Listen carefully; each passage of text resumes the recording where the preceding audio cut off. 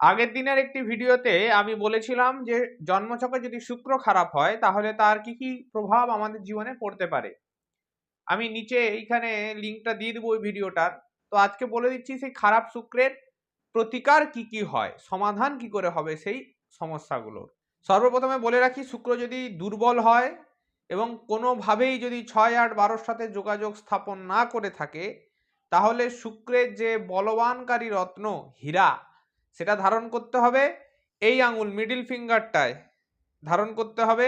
Minimum 40 to 50 Saint হতে হবে তার ওয়েট। শুক্রের ধাতু প্ল্যাটিনামে ধারণ করতে পারলে ভালো, না হলে সোনা বা রূপোতেও করা যায়। যদি কেউ হীরা ধারণ করতে অক্ষম হন অর্থনৈতিক কারণে বা অন্য কোনো কারণে, তার সাবস্টোন হিসাবে আপনি শ্বেত প্রবাল ব্যবহার করতে পারেন। তবে শ্বেত প্রবাল যেহেতু একটু সাবস্টোন, এটা একটু হাই ওয়েটে ব্যবহার করতে হবে।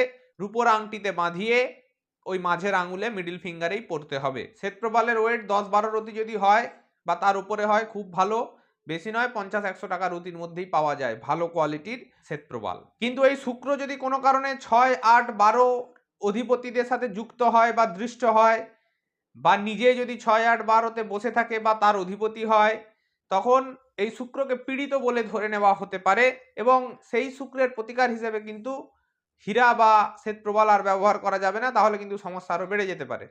সেই ক্ষেত্রে শুক্রের নিয়ন্ত্রণকারী রত্ন ব্যবহার করতে হবে। শুক্রের নিয়ন্ত্রণকারী রত্ন হচ্ছে ওপাল।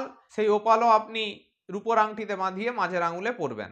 আর যদি এই শুক্র পীড়িত হয় এবং তার মহাদশা আপনার চলতে থাকে, শুক্রের মহাদশা কিন্তু খুব লং টাইম ধরে চলে, বিংশোত্তরীয় মতে 20 বছর।